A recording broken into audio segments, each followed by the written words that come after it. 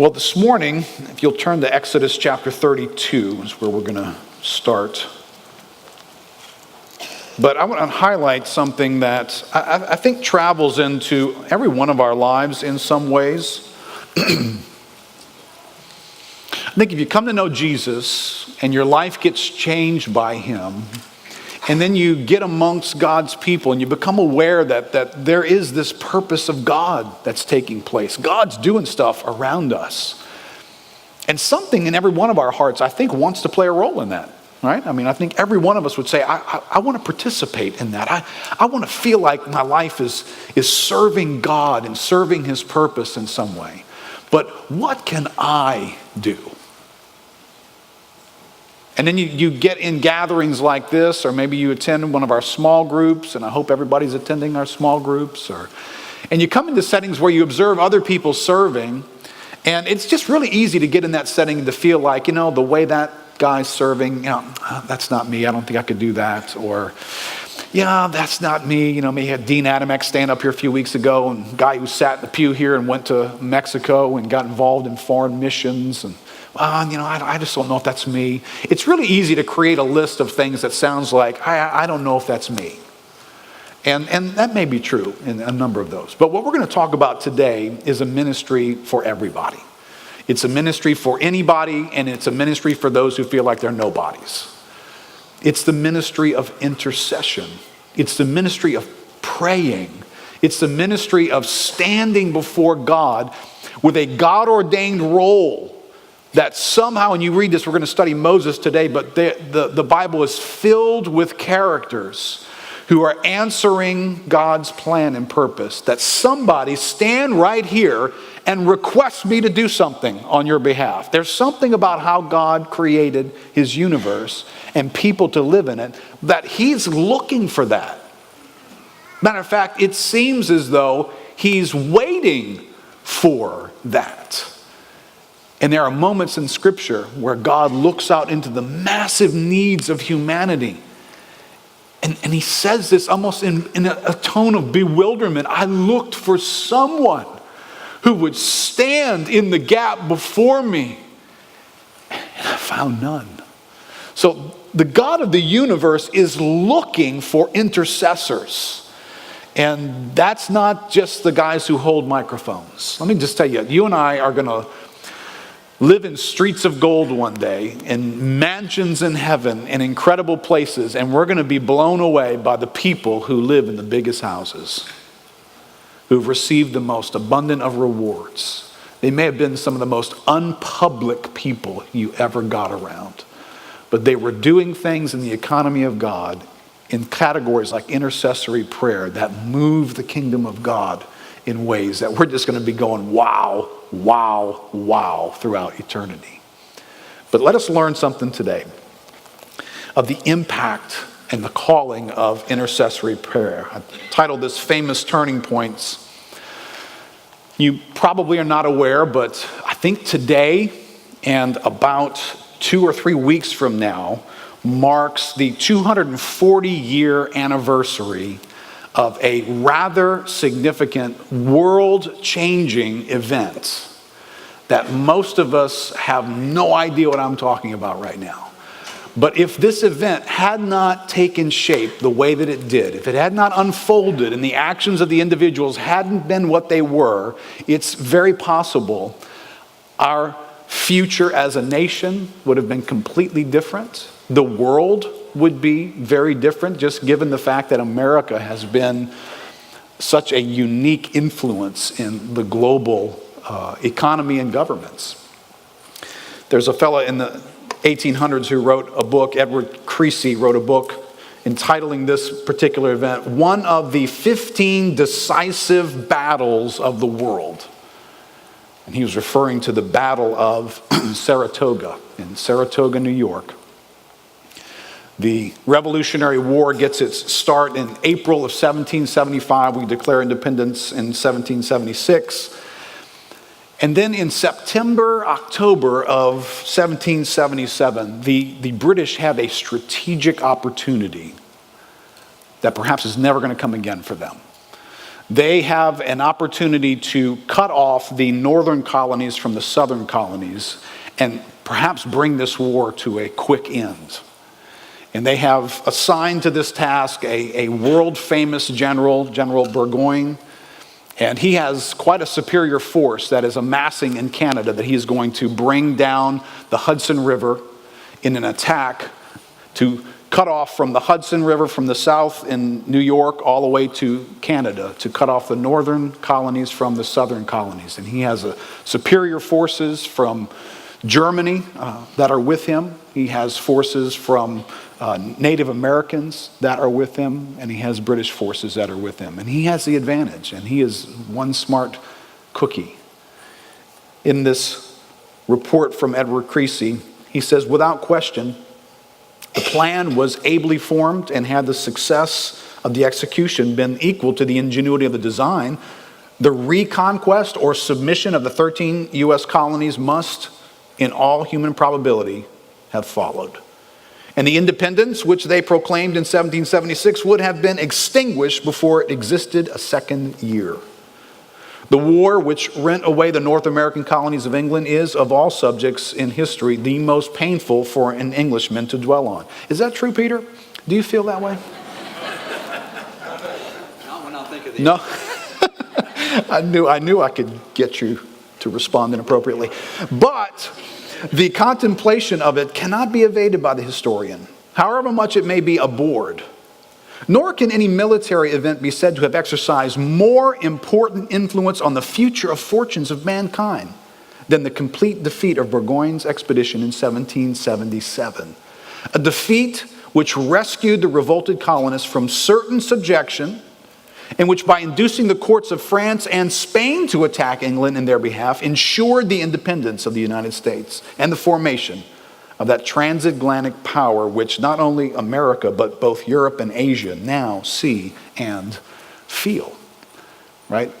When this battle at Saratoga is won by the U.S. colonies, France and Spain begin to believe these guys can win. This could happen. And they join forces with the U.S. colonies. And the future, as we know it, begins to be shaped into an American nation, which you and I are now part of, and which has influenced the world. This was a decisive moment. October of 1777 was a decisive moment. What could have been one historic pathway that this country would have ventured on and all of our lives would have been affected by suddenly became a different pathway that we would walk and experience. When you and I read in Exodus chapter 32, and we've been hanging out at the foot of Mount Sinai for quite some time, there's a lot to learn in this event. That's why God spends so much time. So much of the Bible is dedicated to Mount Sinai.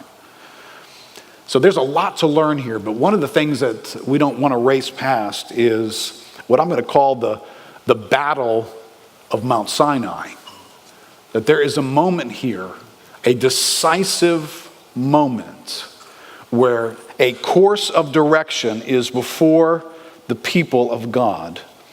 And in a decisive moment, suddenly, there's going to be a different course that becomes their story. They had one story that would have been their story, but because of a decisive battle fought at Mount Sinai, a different course awaits them. And it's a little mind-blowing here. And it should touch our concept of what intercessory prayer looks like, because the battle was fought in the heavenlies in a man's prayer closet. That's where this battle took place. Moses is going to model for us what it means to access God's throne of grace. And in one moment, the future history of a people is about to go down this path. And when he's done praying, it's about to go down this path.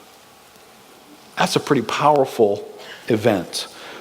Wayne Grudem says this about our prayer lives. He says, if we were really convinced that prayer changes the way God acts, and that God does bring about remarkable changes in the world in response to prayer, as Scripture repeatedly teaches that he does, then we would pray much more than we do. If we pray little, it is probably because we do not really believe that prayer accomplishes much at all. True or not true? Your answer kind of doesn't matter, does it? Because it is my life that gives away my answer. Doesn't matter whether I think, oh, no, Keith, I know prayer changes things. But I'm not a person who prays. Then you don't really believe that. When you and I spring into action, we jump into the midst of the fires of life. We get involved in skirmishes and problems and circumstances. And even if we don't jump into them, we back off with fear and doubts. And we get consumed with thinking through what could be, what might be. We do all that stuff instead of praying. And it gives away that we don't really believe that prayer avails much, that prayer actually changes the course of events. It has that kind of power. But that's what we're going to see here as we study this battle at Mount Sinai that wages through Moses standing before God. So I just want us to look at a couple things. I want us to look at the setting of the battle of Mount Sinai. And I want us to look at the weapons and the warfare of this battle. And I hope that we will leave here equipped and inspired to be intercessors. If there's anything I've been praying for this service, and we prayed in our prayer gathering this morning before the service, prayed last night for us. Lord, would you give us an increase in intercessors, 30, 60, 100-fold? Would you awaken in us an awareness of the need and of the power of intercessory prayer in our midst, that we might wrestle with it and we might make that our first step as you and I go to do life. All right, so look with me in Exodus 32 and verse 7. This is the setting, and it is not an attractive setting. That's why I'm making a big deal out of it. The setting of intercession is not something you're going to want to pursue. It is, however, where Moses finds himself, and as we're going to see, it's where we find ourselves. Exodus 32, verse 7. The Lord said to Moses, "Go down, for your people whom you brought up out of the land of Egypt have corrupted themselves. They have turned aside quickly out of the way that I commanded them. They have made for themselves a golden calf and have worshipped it and sacrificed to it and said, 'These are your gods, O Israel, who brought you out of the land of Egypt.' And the Lord said to Moses, 'I have seen this people, and behold, it is a stiff-necked people. Now, therefore, let me alone, that my wrath may burn hot against them, and I may consume them in order that I may make a great nation of you.'" And Moses' response here, but Moses implored the Lord. Let's pray for a moment. Father, these again are your words preserved for us on whom the ends of the ages have come. So Lord, to live life in this age and in this time, we need these words. Lord, we need to be PhDs in these events at Mount Sinai, for they inform what we will do in our lives. And so Lord, give us ears to hear, hearts that are eager to receive, Lord. Plant your word deep in our hearts in Jesus' name. Amen. Well, this is the setting of intercessory prayer. Right? Where's my chalkboard? Right, if we were going to chalkboard this thing out, corruption, this is the description of the setting that's going to inspire Moses to pray. It is going to be a setting of corruption, a setting where people are turning aside and where they are motivated and controlled and influenced by idolatry, which is in their hearts. Now, these things probably aren't things that are very attractive, and that's kind of what makes us, I think, get distracted in many ways. But what's amazing is Moses, and I want to say it this way, God had so revealed himself to Moses. Moses is not great in and of himself, right? It's wrong for us to stare at Moses and go, what a guy. Moses is being shaped and formed by his interaction with God. And so he gets in this setting, a setting that is full of corruption, a setting that is full of turning aside, and a setting that's full of idolatry. And by the way, that's every setting you and I are a part of. Those settings still exist today. This is not this is not a lesson this morning for us. Hey, just in case one day you ever encounter these things, look around. This room is full of corruption. This room is full of turning aside. This room is full of hearts that are easily prone to idolatry, to look away from God and look to something else. And you're all staring at me right now, so okay, you can start with me. Go ahead, look at me. I have my own issues of corruption and turning aside and idolatry that functions in me. So if you got nothing else to pray for, you be praying for me. You can be interceding for me. Because what's going on at the foot of the mountain down there is corruption and turning aside and idolatry. And it's what's going on in the church. It's what's going on in your family. It's going on with friends that are in your life. It's what's going on at work when you're around people. It was interesting when I was in college, in engineering school, they had a class. It was really an interesting class. It was called a materials class, materials of engineering. And the reason for the class was to teach you as an engineer, if you were going to build things and construct things, you had to have an awareness that whatever material you were going to make that thing out of, it was going to be placed in an environment. And you had to understand the relationship between that environment and this material that you were proposing to use. And if you didn't understand that, boy, would you be shocked at what was going to happen. Right, so most of us get this. Living in South Louisiana, most of us are familiar with the oil and gas industry, and you got these big structures that get built offshore. Well, they build them in salt water. They build them in salt water that floods the air with salty content. And how many of you guys know that if you put the wrong metal in salt water, you got some real problems on your hand? You might leave in a boat and come back next week and you're like, I know I parked that big oil rig here. And it's just not there anymore because the environment corrupted it. And the whole class was to teach you about corrosion and rot and decay, and that the nature of some materials are vulnerable to certain interactions. They're not vulnerable to everything, and that's what you had to learn. You had to learn that certain types of materials are vulnerable to certain things around them. And boy, that's our story, isn't it? Right? This was a room full of metals. Everybody's kind of got their own little profile, maybe.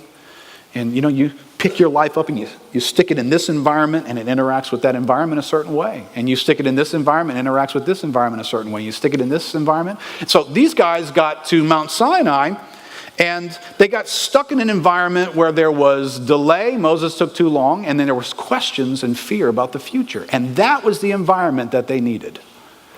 And when that environment took place, into them came this corruption and this turning away from God and looking to idols.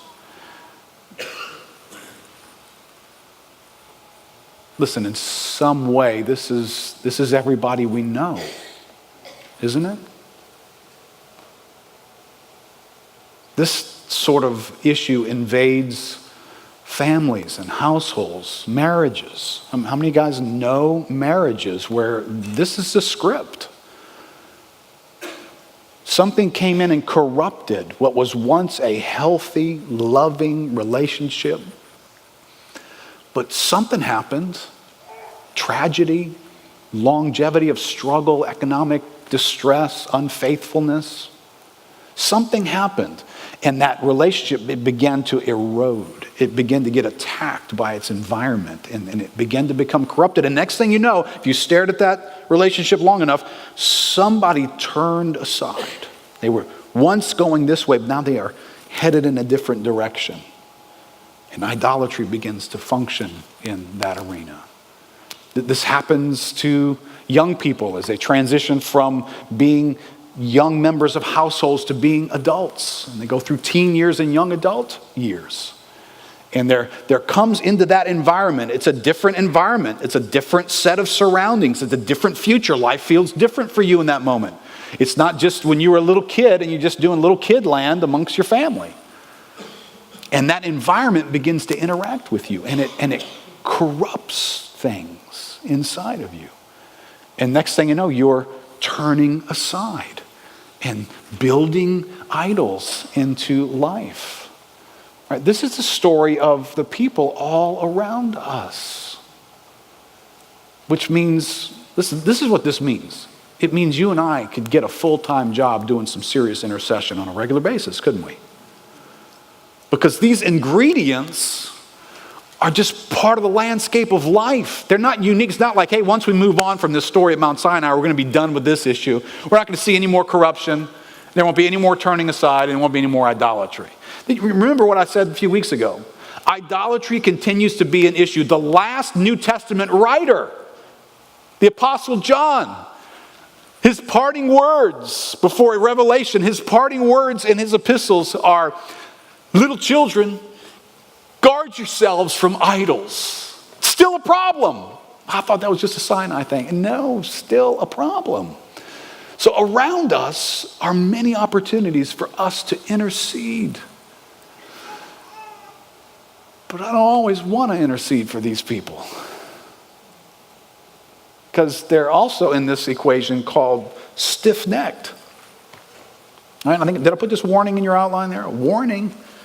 It can become tempting for us in the face of corruption to not respond with intercession, but rather to respond with irritation, frustration, even self-righteousness. Or at least control or manipulation or human pressure, rather than intercession. I think the first great difficulty is whatever this corruption and turning aside in idolatry has brought into your life, because it usually touches your life in some way, it stirs up irritation toward it. And so you have to manage am I going to be irritated by this? Am I just going to be frustrated by this? Right? That's the first thing. I'm not even going to think about interceding because I'm just hot. I just want to blow off some steam. I just want to be angry about this situation. I want to tell other people too, by the way. I want to have a meeting here. This is not just to ask you to pray, but I'm going to ask you to pray under the cover of, I just want to complain out loud about, I can't believe this person's done this to me again. That's what a prayer meeting is. I don't know if you knew that's the definition for a prayer meeting. That's actually called gossip, in case you're wondering what that's really called. But it can be a little difficult. You know, where it can be really difficult is when you're having to walk with repeat offenders. We're back here again. This has happened again. In spite of all the wreckage and the ruin that's historically traveled with this issue, this person has traveled down this road again. I want to be very careful on how I said that. I said that way on purpose, because that is how we feel. But when you start feeling that way, you're also flirting with self-righteousness. And it's very hard to shift from self-righteousness to intercession. I want to see one of the greatest intercessors in all the Bible is go visit Daniel and read the book of Daniel and find a man who is incredibly faithful to God. I think it's Daniel chapter 9 and into chapter 10. And when Daniel turns to pray and intercede for the waywardness, for the corruption and the waywardness of the people amongst whom he is, he sticks himself right amongst them all. He identifies with every one of them. We have, Lord, what are you talking about, Daniel? You got a resume that all the rest of us wish we had. But he doesn't see himself as distinct. And this is pretty important, right? That you and I don't see ourselves as somehow superior to those that we're interceding for. Like they really have got some issues, like I don't. I got my own chapters of corruption and my own ways that I turn away and my own issues of idolatry. And when I go to pray, it's good to be reminded of that. Charles Spurgeon says we find Moses saying to God, "Oh, this people have sinned a great sin and have made them gods of gold. It has happened to you, I suppose, as it has to me, that in the sight of a great sin, one has almost hesitated to pray about it.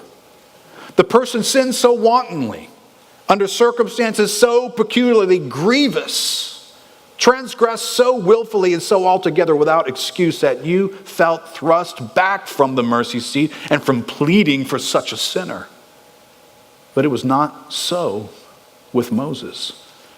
Idolatry is a horrible sin, yet Moses is not kept back from pleading for its forgiveness. It astounds him. His own wrath waxes hot against it, but still there he is, pleading for the transgressors. What else can he do but pray? And he does that after the best possible fashion. Oh, let us never say when we see great sin, "I'm appalled by it. I cannot pray about it. I'm sickened by it. I loathe it."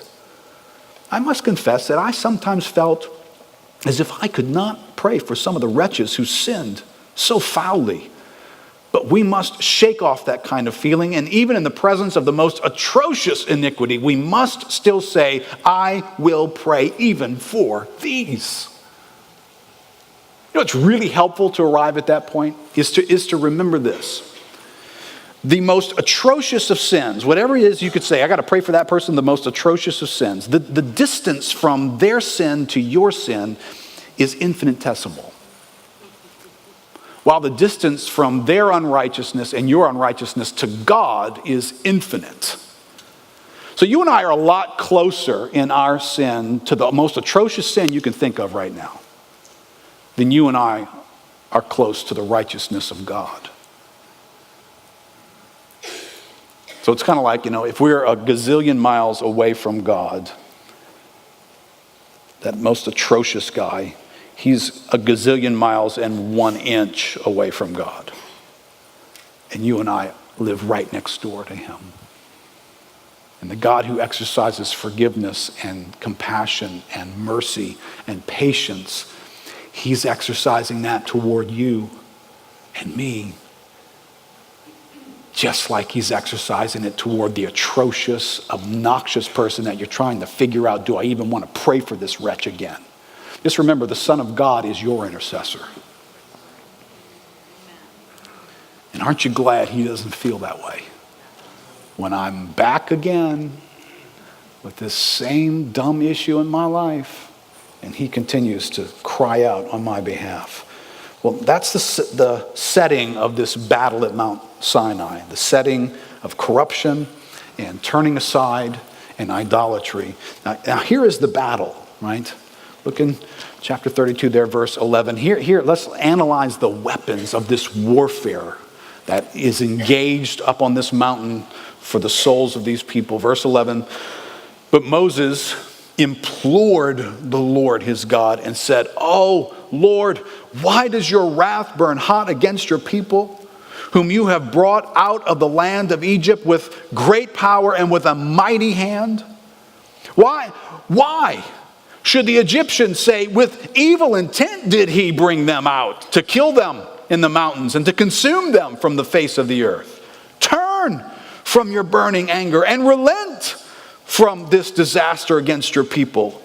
Remember Abraham, Isaac, and Israel, your servants, to whom you swore by your own self and said to them, I will multiply your offspring as the stars of heaven, and all this land that I have promised, I will give it to your offspring, and they shall inherit it forever."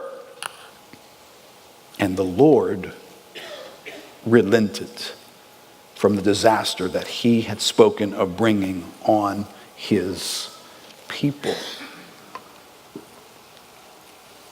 This is a decisive moment, isn't it? Because in verse 10, who knows what's in the future, right?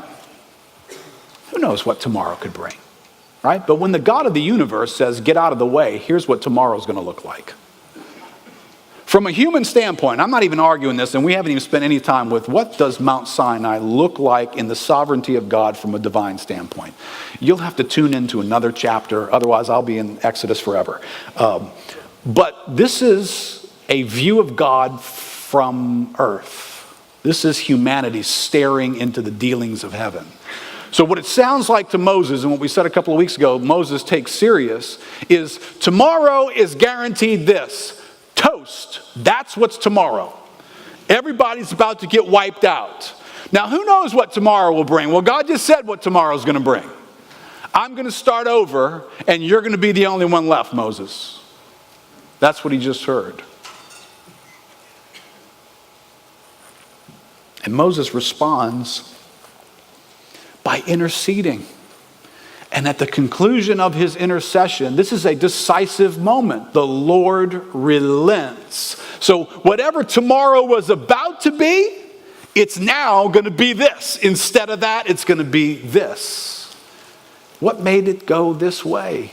Those 3 verses of conversation between a man and the living God changed the course of what tomorrow was about to look like.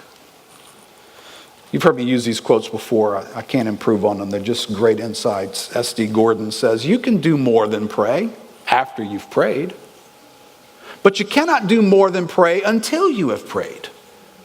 We think we can do more where we are through our service than prayer to give power to our service. No. With the blackest underscoring and emphasis, let it be said, no. We can do nothing of real power until we have done the prayer thing. Well, it's a lot of, does that feel like good news or a burden to you as I read that? Can I just, because I know it can feel like, oh, great, one more thing for me to do. All right, well, now in addition to whatever panic and freak out and conversations I'm going to have about this situation, now I got to pray about it too. Does it sound at all like good news that maybe if we spent our effort and energy in a different category, we wouldn't even have to spend it in some of these others, or it might shorten the length of time that we spend it in others? That's what this exposes us to, that if we would do business with God in heaven, who knows what impact it has upon what you and I are walking out here on the earth. John Jowett, another classic preacher, says, well, now it is in the field of prayer that life's critical battles are lost or won. In prayer, we bring our spiritual enemies into the presence of God and we fight them there. Have you tried that? Or have you been satisfied to meet and fight your foes in the open spaces of the world? It is a very interesting thing. God tells Moses, get down from here and step back. I'm going to deal with these people. Moses is not some over-controlling parent here in this moment. Because an over-controlling parent would have left and ran down the stairs and found out what exactly has been going on down here.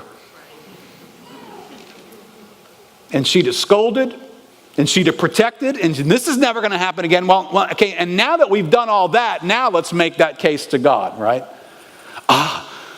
That's not going to happen anymore, God. I fixed that. I corrected that. See, there's something about our influence on people that first enamors us.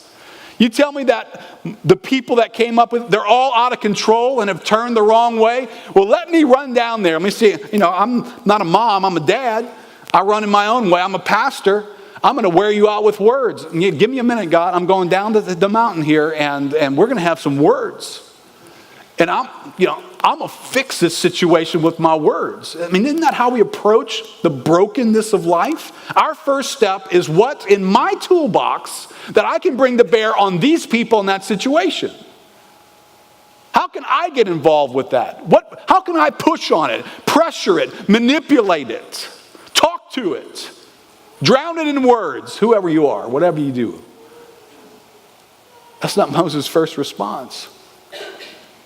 Moses knew something that was really, really critical, that if he could win the war at the top of the mountain, the war at the bottom of the mountain gets worked out.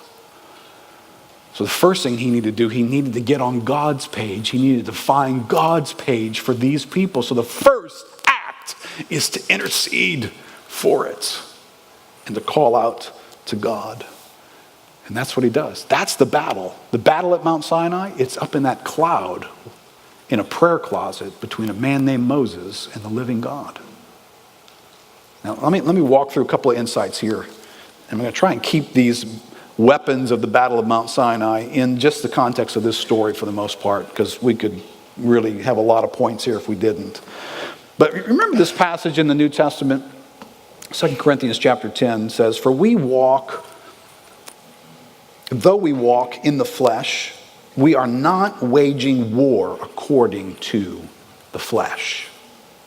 For the weapons of our warfare are not of the flesh, but have divine power to destroy strongholds."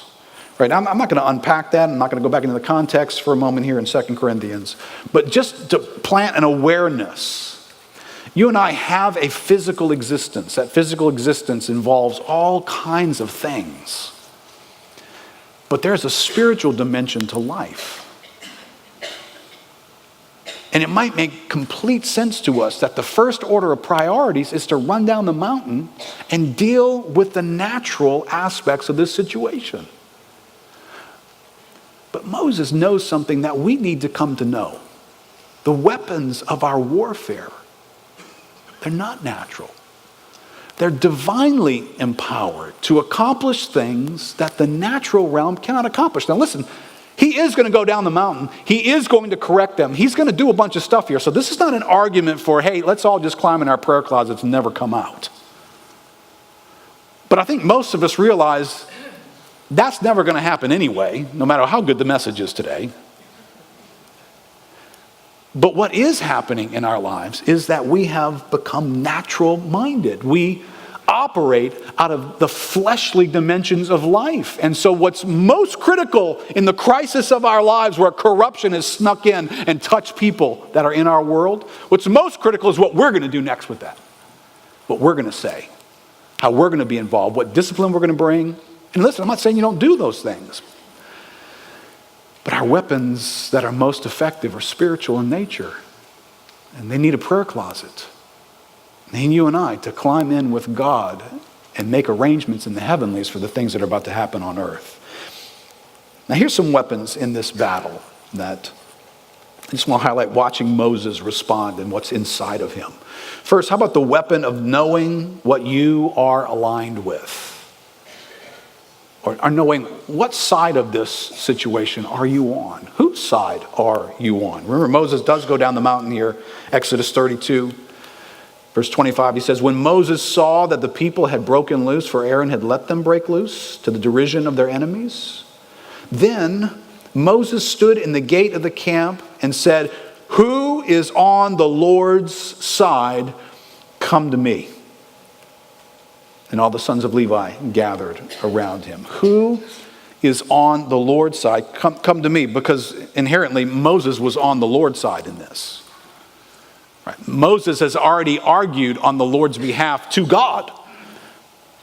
Moses is a man who is committed to that which brings glory to God. So when you and I go to intercede, when you and I go to do life, when we interact with people and settings that are corrupted, that people have turned aside and idolatry is involved, whose side are you on in that moment? And how do you figure out what side you're on? Does it have to do with whether they're related to you or not? Whether they're doing something that you would agree with or shun? I mean, how do you figure out how to pray about these things? Whose side are you on? Well, an intercessor needs to be on the Lord's side. He needs to be able to stand in the midst of corruption and identify, what does God want in this moment? What is in God's interest in this moment? And it can lead you into some very difficult conversations with people. But it needs to have led you into some difficult conversations with God beforehand. Before I talk to you about your situation, I might need to get a revelation from God. I might need to get around him and get his heart and be on his side. And that's what Moses did before he goes down and summons the people to himself and says, hey, I'm on God's side. Who wants to be on God's side in this? He had already been with God, and he knew what side to be on and how to be led in this. But the weapon of kingdom priorities. In this world, in our lives, what is of ultimate concern and importance? I mean, there's a lot of stuff that occupies our lives. A lot of pressures and situations. What is of ultimate importance? If you want to see the ultimate, I believe, head and shoulders above any other ultimate moment of intercession, it is in the Garden of Gethsemane. The Son of God has come to this historic moment. And in God's plan, all of the guilt, sin, and punishment of those who are about to be redeemed is being collected into a cup to be poured out on the Son of God. In the Garden of Gethsemane, this weight begins to be experienced by Jesus. And he responds, Father, if it is possible, let this cup pass from me.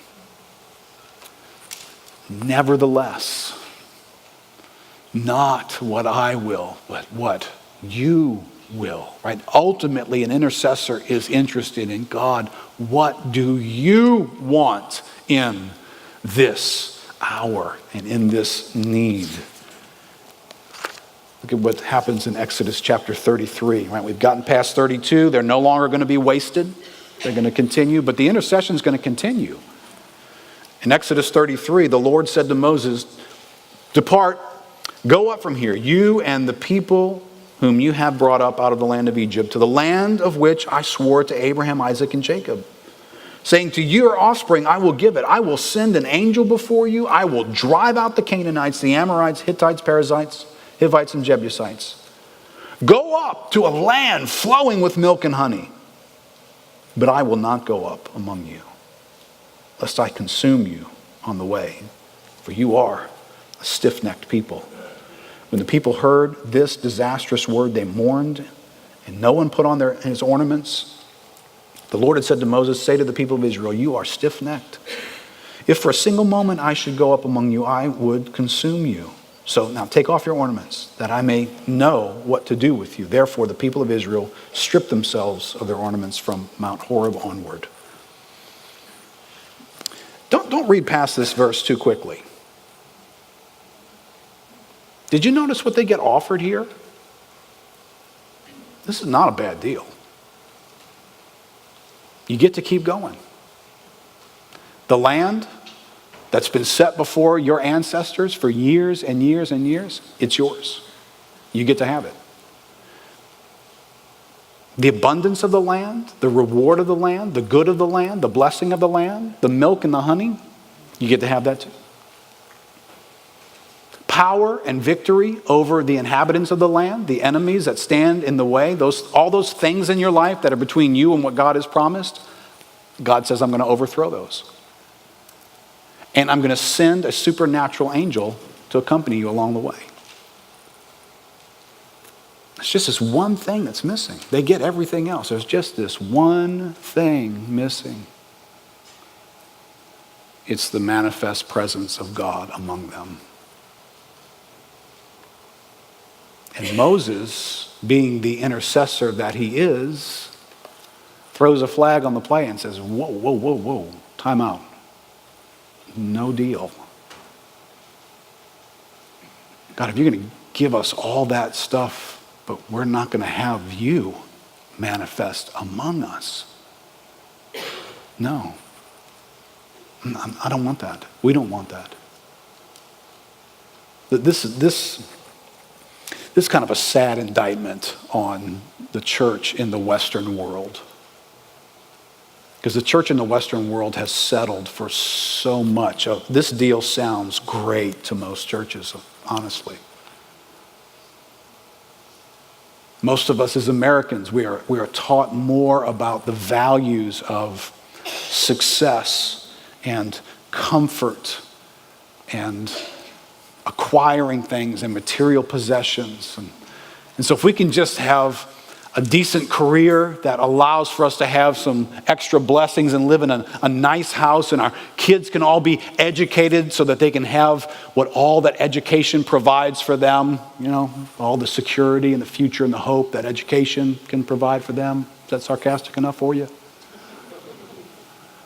But we're Americans, right? We value that. If God will just give us that. Oh, if God just allows my child to go to the right school, I just think God is moved in heaven. But that's how we evaluate whether God's on our side, whether he's blessing us, whether we're getting the things that really, really matter. If we get to live a bit of life the way we want to live it and have some of the things that we want to have and go to the places that we want to have. Along the way, the Western church doesn't notice that the manifest presence of God amongst you is long ago departed. But you got so many of these other things. We'll take that deal. We take it all the time. But an intercessor who's been in the presence of God, which is who Moses is, he's been exposed to something that makes him say, no, I'm not okay with that. Exodus 33, verse 12, Moses said to the Lord, see, you say to me, bring up this people, but you've not let me know whom you will send with me. Yet you have said, I know you by name. And you have also found favor in my sight. Now, therefore, if I have found favor in your sight, please show me now your ways, that I may know you in order to find favor in your sight. Consider, too, that this nation is your people. And God said, my presence will go with you. Do you get Mount Sinai, the battlefield of Mount Sinai? That's a decisive moment. You understand? We started this with tomorrow is going to look like this. You're headed into a land, milkshakes and everything. But my presence will not be traveling with you. And by the time this man's done interceding, there's a new tomorrow in front of them. I will go with you. Can you argue with the fact that an intercessor stood before God and altered the course of history in this moment? From a human standpoint. Now listen, I don't know how this works out in heaven. And you know what? If you're sticking your head up in the clouds of heaven makes you stop praying, well then pull your head back out of the clouds and stop playing God. Because when you look at this and you go, well, probably God always intended to do it that way anyway. He was just, faking Moses out for a second. All right, if that needs to be your interpretation, I'm not sure what good that is to you. I think what this felt like for Moses is tomorrow looks like this. And God will not be among us. Moses doesn't reply by saying, oh God, you don't mean that. I know you're sovereign and you got all these sovereign things going on in the universe that you can't do that, can you? Because you're sovereign. I know better than that. I'm chilling. The dude implores God. He cries out like, this is really about to happen. God, no. No, God, don't let it go that way. And then God reveals, I will go among you. I wish I could say that this is the last time Moses will have to pray this way. But if we stare into Moses' life a little bit longer, there is this weapon of persistence. And if you're going to be an intercessor, this doesn't mean that, hey, this week, after this message, I'm going to be serious about intercession. I'm going to take those people that are in my life and I'm going to climb into my prayer closet and I'm going to pray for them at least once this week. All right, that's a start. That's a start. Let's at least start there. Right, but when you stare into Moses' life, you find out that you get less than a year out, and Moses is back standing before God on behalf of these people. Numbers 14, which would be about a year out from Mount Sinai here. Then all the congregation raised a loud cry, and the people wept that night, and all the people of Israel grumbled against Moses and Aaron. Can you imagine how hard it is to be Moses interceding genuinely with a heart of affection for these people? Right? Remember that this moment, they have just pulled up into the parking lot of the Promised Land theme park. And they've sent spies in to figure out which rides should we ride first when we get there. And the spies have come back with a bad report. This isn't going to work. We're not going to be able to overcome. There's giants in the land. Right here comes the next corrosive environment. A report that the people are too big, the cities are too strong, and there's no way you're going to get to experience the joy and the benefit of this land. And that corruption comes back, right? Whatever they're made of, it's corruptible. And they get corrupted again and they grumble. The whole congregation said to them, would that we had died in the land of Egypt, or would that we had died in this wilderness. Why is the Lord bringing us into this land? To fall by the sword? Our wives, our little ones will become prey? Would it not be better for us to go back to Egypt? And they said to one another, let us choose a leader and go back to Egypt. And in just a moment, we're going to look at Moses' last intercessory element in this chapter of them venturing into the land here. And Moses is going to do something. I just want to put it under this heading. Moses is going to expose us to the weapon of skillful argument. Because sometimes when we go to pray, we have no idea how to pray, and that needs to get helped. We need to do some homework in that category. But what Moses does, we've already seen him do this, and we're going to watch him do it again. Moses argues with God. Moses stands before God like he's a judge, and Moses is an attorney who's brought a legal case into this setting. And he makes an argument as to why the court should rule in his favor. That's what he does. Tim Keller says, when we petition God, we should lay before God as part of our prayer the reasons why we think that we ask for, what we ask for is the best thing. J.I. Packer mentions that many older Christian writers talk about arguing with God in prayer. By arguing, they meant, quote, telling God why what we have asked for seems to us to be for the best, in light of what we know God's own goals to be. This means embedding theological reasoning in all our prayers. Like wherever you are, start praying. But stare at these weapons a little bit so that you can realize, as I go to make my case, whose side am I on? What am I arguing for? And what ultimately am I after? You need to ask those questions. And if your answers come back like, well, I'm just after life being easier day after tomorrow. That's what I'm after. All right, you might need to step back and learn a little bit more.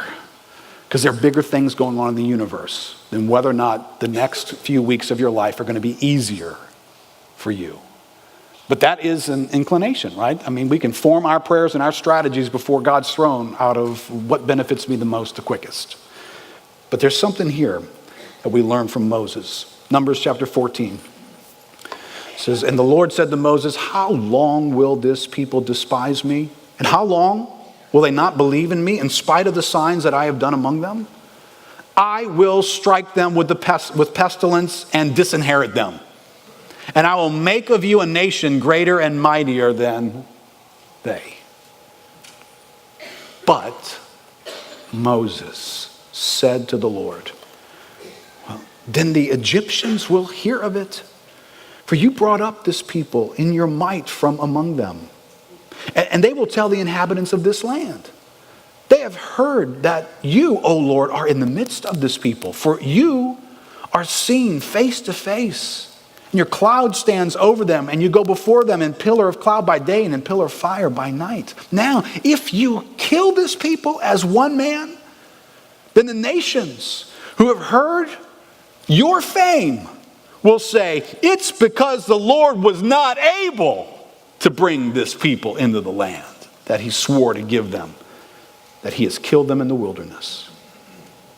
Now, please, let the power of the Lord be great, as you have promised, saying, the Lord is slow to anger and abounding in steadfast love, forgiving iniquity and transgression, but he will by no means clear the guilty, visiting the iniquity of the fathers on the children of the third and the fourth generation.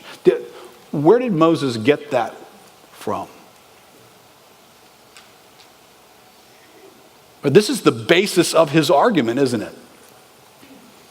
God, here's why I'm asking you to not do what their life calls upon you and demands that you do. Here's why I'm saying that. Because when I said, show me your glory, and you hid me in the cleft of the rock, and you revealed yourself to me, you said that you were a God who was slow to anger, abounding in loving kindness, and compassionate. Yet you do visit the sins into the future of your people, but you forgive. And he makes an argument out of God's character. His intercession is based on what he knows about God.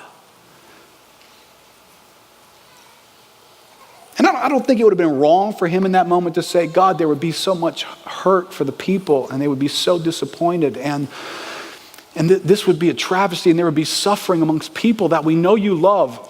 I don't say that would be wrong for him to pray that way. I just want you to notice that's not the basis of his prayer right here. The argument he makes before God is based on who God is. Which means if I'm going to pray, I probably need to know something about who God is, right?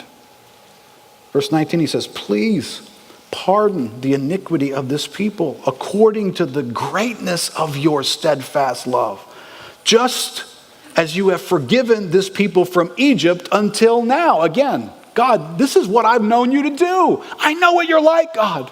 All this way, you have forgiven us and forgiven us and forgiven us. And based on the fact that you've done it before and that's what you're like, I ask you to do it again. And this teaches you how to pray. Does this help you get in your prayer closet? It helps me. Does this help you stare into the people in your life who have become corrupted, turned aside, and idolatrous? To stand before God as an intercessor and make an argument on their behalf. It helps me. I hope it helps you. Then the Lord said, I have pardoned according to your word. That is a sentence and a half, isn't it? God, what are you going to do? Well, I was about to start over again. And now I'm going to pardon. Why are you doing that, God? Because of Moses' word. Wow, that's sobering. That man stood in the presence of God and made his argument, and the future changed. That's a decisive moment in history, isn't it? And the Bible's full of them. And it's the role of intercessors. See, when you and I are praying the Lord's Prayer, we're praying, thy kingdom come. And this is what you're doing. You're saying, thy will be done. Not that kingdom, not this moment, not that sin, not the prince of darkness. Not that, God, but this. And somehow in the grand scheme of God, you and I are called to be intercessors, to pray this way, to learn to pray this way, which is what I hope we will do moving forward. Eric, you can come back up here.